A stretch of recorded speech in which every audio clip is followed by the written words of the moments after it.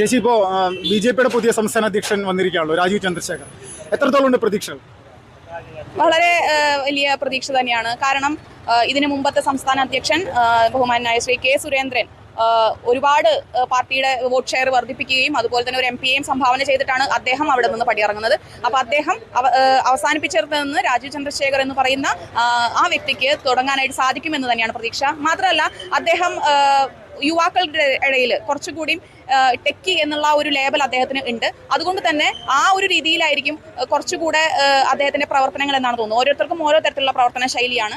അപ്പോൾ സുരേന്ദ്രൻ എന്നൊക്കെ പറയുന്നത് ബൂത്ത് തലം മുതൽ പ്രവർത്തിച്ച് യുവമോർച്ച എന്നൊക്കെ വന്നിട്ടുള്ളതാണ്. പക്ഷേ ഇദ്ദേഹം മറ്റൊരു രീതിയിൽ നോക്കി കണ്ടിട്ടുള്ള വ്യക്തിയാണ്. കാരണം പുറമേ നിന്ന് ആ സമയത്തെല്ലാം പുറമേ നിന്ന് ഈ രാഷ്ട്രത്തെ നോക്കി കണ്ടിട്ടുള്ള വ്യക്തി ആയതുകൊണ്ട് തന്നെ അദ്ദേഹത്തിന് വേറൊരു രീതിയിൽ അദ്ദേഹത്തിന്റെ പ്രവർത്തന ശൈലി വേറെ ആയിരിക്കാം. ആ ഒരു രീതിയിൽ തന്നെ പാർട്ടിയെ മുന്നോട്ട് കൊണ്ടുപോകാൻ സാധിക്കും.